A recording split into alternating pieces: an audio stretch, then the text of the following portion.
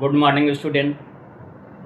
आज मैं आप लोगों के समक्ष दासी कहानी का सारांश बता रहा हूं, जो आपके एग्जाम में आने की संभावना है।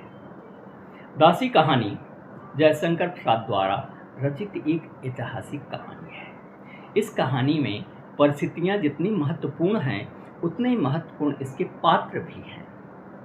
जहां तक परिस्थितियों का प्रश्न है, वह इतिहास का सबसे बड़ा दौर था, जब गुलाम वंश तेजी से अपने पांव पसार रहा था।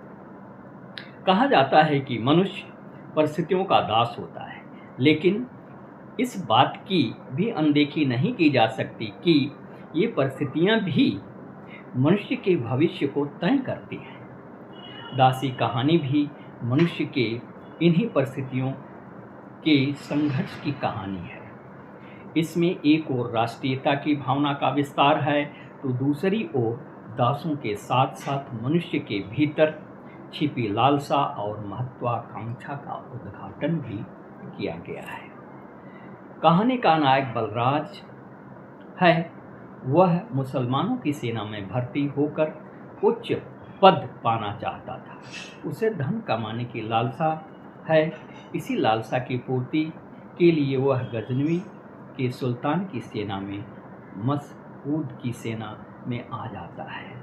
इसका परिणाम भी उसे भुगतना पड़ता है।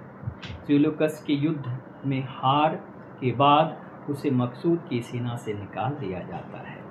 इस अपमान का बदला लेने के लिए वह अपने प्राण देना चाहता है। तभी फिरोजा उसे ऐसा करने से रोकती है। फिरोजा कहती है, यह खेल किसे दिखा रहे हो बलराज? कहते ही फिरोजा ने बलराज की कलाई को पकड़ लेती है। फिरोजा इस कहानी की दूसरी सबसे बड़ी महत्वपूर्ण महिला पात्र है। वह लड़ाई में पकड़ी गई एक दासी थी। वह अहमद से प्रेम करती थी। अहमद हिंदुस्तान जाने से पहले राजा तिलक को 1000 सोने की मोहरें फिरोजा को देने के लिए कहा था, परंतु ऐसा नहीं कर पाता। राजा तिलक उसे बिना सिक्कों के हिंदुस्तान जाने को कहता है।